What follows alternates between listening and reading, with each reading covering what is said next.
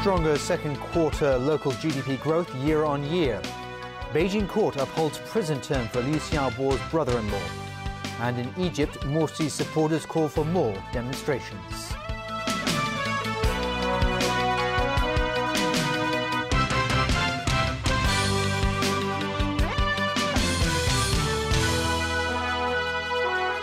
Good evening. Hong Kong's economy posted stronger second quarter growth compared with the first 3 months of the year. The government has also warned of a bubble in the property market. Exporters are feeling the pinch because of slower growth. Chung Kwok Pan, the lawmaker representing textiles and garment, said competition is getting fiercer than before. That's despite a recent increase in foreign orders for his business. According to latest government figures, total exports of goods climbed 6.2% in the second quarter year-on-year, down from an 8.8% growth in the first quarter. However, exports of services such as travel and financial services did better, rising by 8.1% year-on-year, up from a 5.3% increase in the first quarter. Second quarter GDP growth rose by 3.3% compared with the same period last year, up from a 2.9% increase in the January to March period. The government has now revised the full-year growth forecast for Hong Kong from the range of 1.5% to 3.5% to 2.5% to 3.5%. We are of the view that the global economy is likely to continue to expand at a modest pace in the near term. While recent data on the advanced economies have been more positive, and the downside risks to the global economy have receded somewhat, there are still notable uncertainties in the external environment.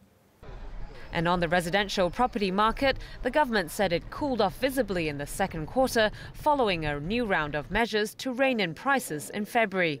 Home prices edged up by 1% compared with a 5% increase in the first 3 months of the year. Still, overall prices remain high, surpassing the 1997 peak by 40% in June.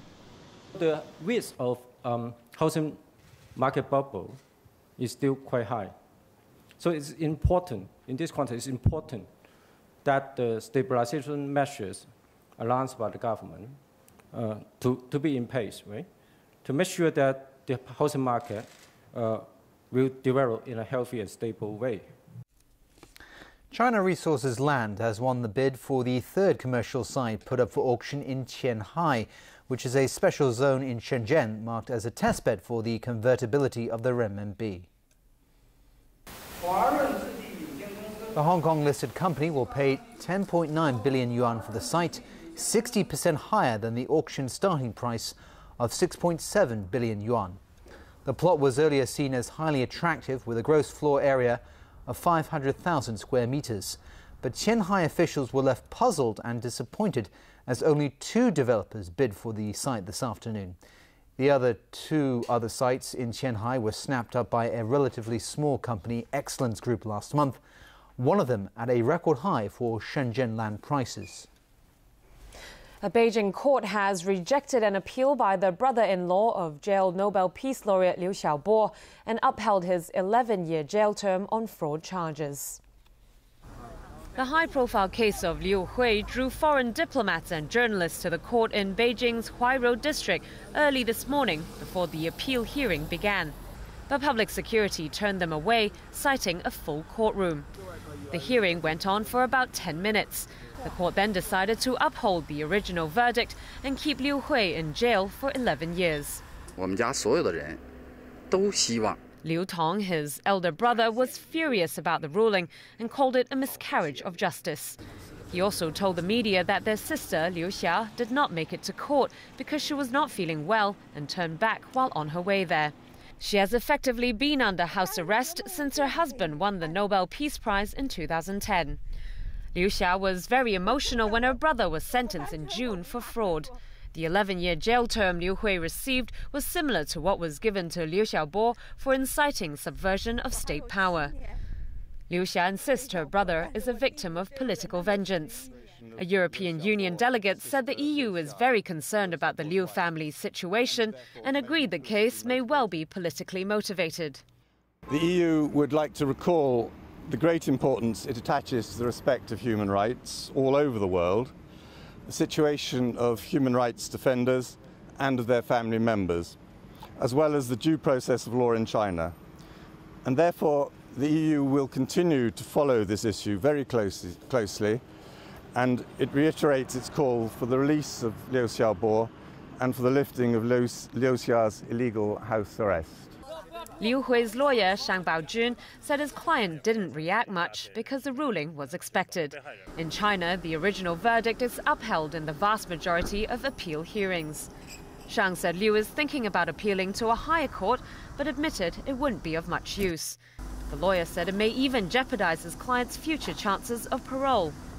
43-year-old Liu Hui was found guilty of fraud over a real estate dispute involving 3 million yuan, even though the case was said to have been resolved before it went to trial.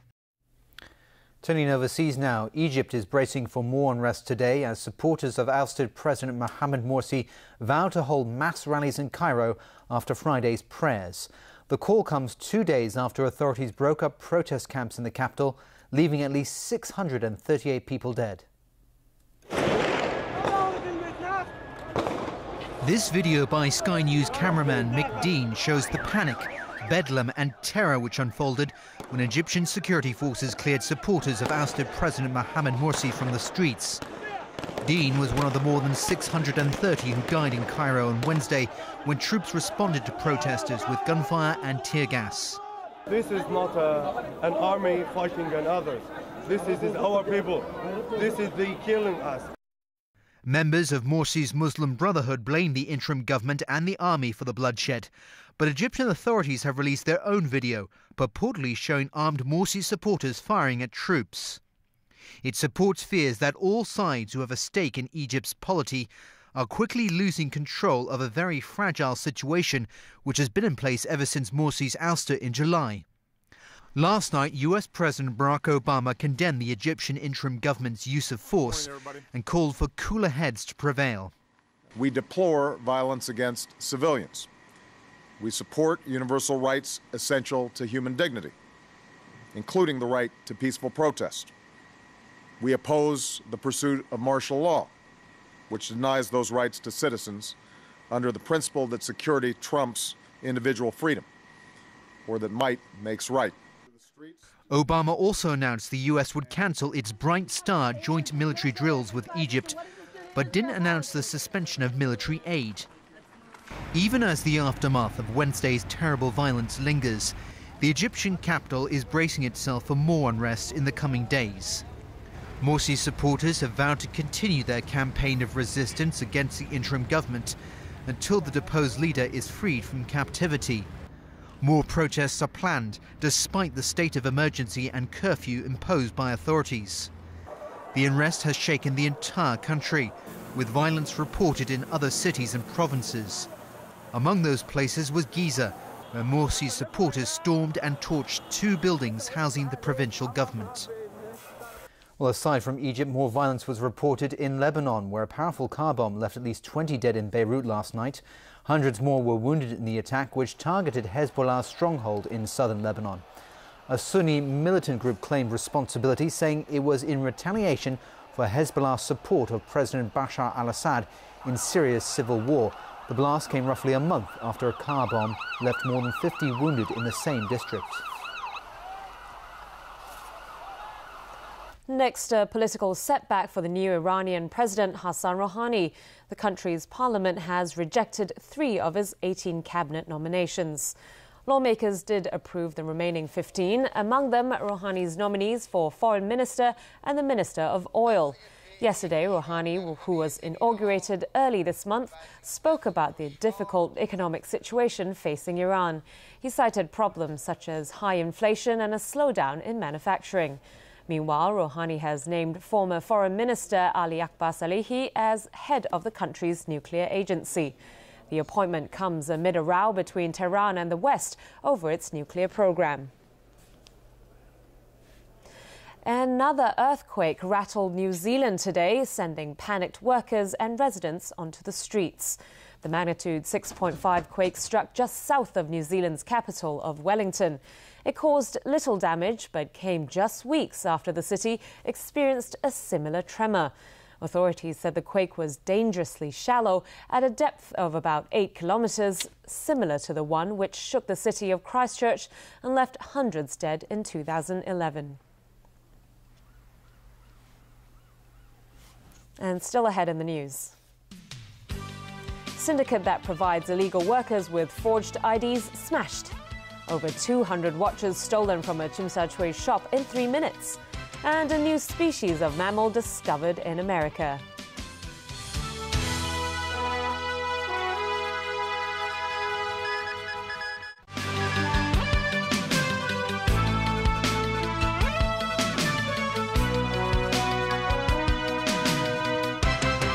And we're back tonight with more local news. The Immigration Department has broken up a syndicate which forged ID cards for mainlanders to allow them to work illegally in Hong Kong. 30 people were arrested, but authorities think some employers didn't know the workers were here illegally. Vicky Kong reports. Fake identity cards, but real information.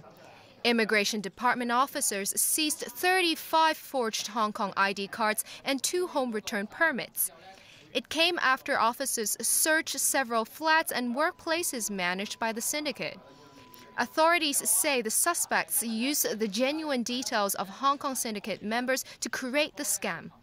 A mandatory Provident Fund trustee tipped off the Immigration Department after discovering that several MPF applications were filed under a single identity. When we first received the intelligence or the complaint from this trustee company, we started our investigation. And then on that particular case, we take immediate action to arrest the illegal workers. There may be some other illegal workers using the same mode to earn their living in Hong Kong. That's why we set up a special team and task them with the investigation process and to source the intelligence. Among the 30 people arrested was a syndicate ringleader, 2 supporting members, 16 mainland workers, and 11 employers. None of those arrested were allowed bail. The Immigration Department also said restaurants transferred the workers' salary directly to the bank accounts registered by the real ID cards. The syndicate then distributed 60 to 70% of the money to the illegal workers. $2,000 was also deducted for the forged ID card. If you look at a real Hong Kong ID card at different angles, you will realize the triangle on the left will change its color from orange to green or vice versa. So far, no forged Hong Kong ID card can mimic this feature, including the 35 cards seized today and yesterday. Vicky Kong, TVB News. Well, nearly 250 expensive watches valued at millions of dollars were stolen from a shop in Tsim Sha Tsui this morning. The heist took only 3 minutes. Rani Samtani has more details. Shattering glass broke the morning silence at the Holiday Inn Golden Mile shopping arcade around 6 a.m., just after the arcade's security gates were opened. 3 men smashed the glass door of this watch shop with a hammer. They rampaged through the premises, grabbed 246 watches on display, and then quickly fled the scene. After the case, they come up to Lathan Road, turned right to Modi Road, and boarded a goods van at the Bristol Avenue, and the car was driven towards the direction of Chatham Road. Initial reports put the value of the stolen goods at over $10 million. Police believe the culprits are professionals, as the crime lasted only 3 minutes. After reviewing the security footage, the police say they are looking for 3 Chinese males in their 40s. The shop's alarm system is monitored by a private security company. As soon as the burglars triggered the alarm, the company called to inform the police. Rani Samtani, TVB News. With the widened school net for cross-boundary students coming into effect in the 2014-15 academic year, transportation arrangements for these students to schools other than those in the North District will become a challenge. The Education Bureau says they'll work with mainland authorities to facilitate the arrangements.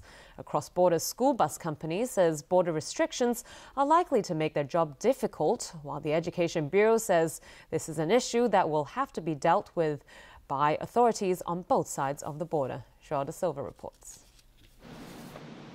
Every day, this cross-border school bus company brings a large number of students to Hong Kong. In the 2014-2015 school year, cross-boundary students will be admitted to schools in the 8 designated districts. Some schools in Tung Chung and Ma On Shan are also planning to join the new school place allocation scheme for cross-boundary students. It will take up to 2 hours for students in Shenzhen to travel to their schools in Tung Chung or Ma On Shan. This school bus company says it may not buy more coaches to run this new service. The managing director of the company, Chan Chung-yi, believes the number of cross-boundary students will peak in 2017, but will wane afterwards. He says it's not worth making that investment right now. Instead, he will stop providing shuttle buses for factory workers and use the vehicles to carry cross-boundary students to their schools. Another issue that is likely to emerge is the need to increase the special quota for cross-border bus permits at the Shenzhen Bay, Lok Ma Chau, Man Kam To and Sha Tao Kok border checkpoints. The Undersecretary for Education, Kevin Yeung, notes that it is up to the governments on each side of the border to reach an agreement on this. Chan Chung-yi hopes that the quota for cross-border buses can be increased, but adds this is not the only problem that has to be fixed. A shortage of parking space at border checkpoints is another issue that the government will have to look into. João da Silva, TVB News.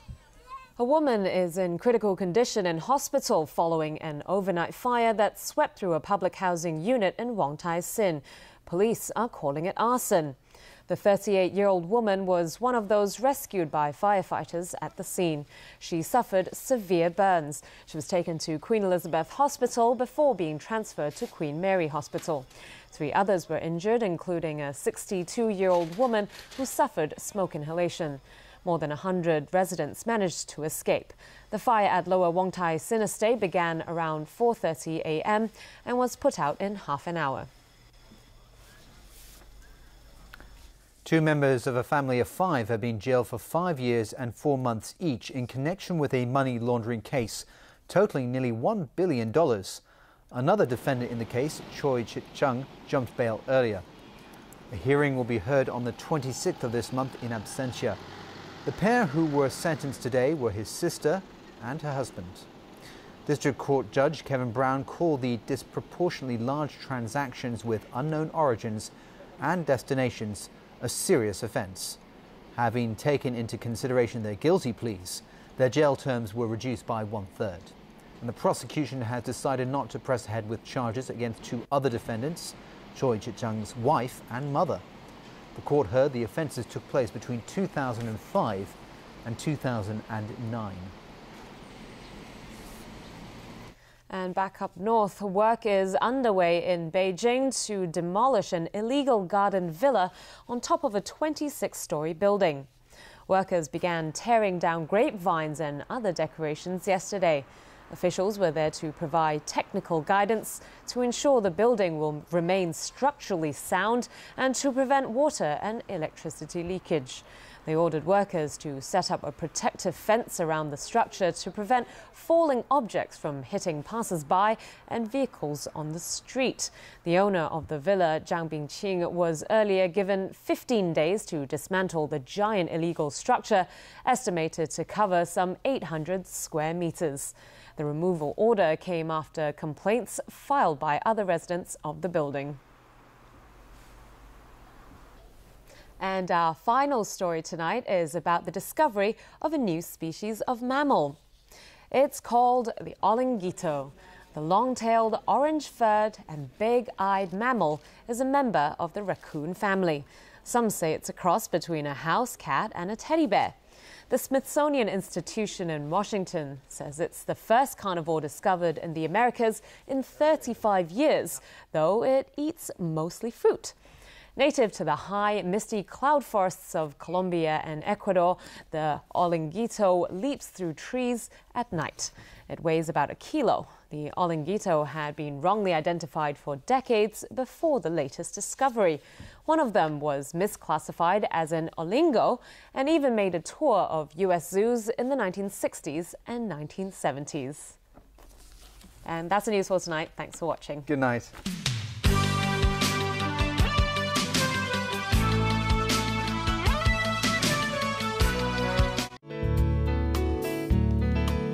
Good evening. The weather today was cloudy to overcast. There was occasional rain with a few scatty thunderstorms. And as tonight's situation chart shows, the rain bands associated with the remnants of Utor is affecting the coastal areas of Guangdong. Today's temperatures ranged from 26.8 to 28.6 degrees, and the relative humidity was between 83 to 91%. Winds are fresh, gusty southerlies. The current temperature is now 28 degrees Celsius with the relative humidity standing at 86%. 5.3 millimeters of rainfall has been recorded since midnight. So Freddie, how's the weather tomorrow?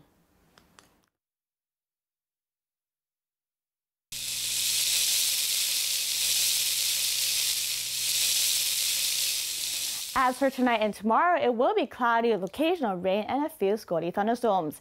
Rain will be heavy at times tomorrow. Temperatures will range between 26 and 29 degrees. There will be heavy showers on Sunday. Tomorrow's API is forecast at 10 to 75, and the pollution level will range from low to high. And the maximum UV intensity forecast for tomorrow will be about 4.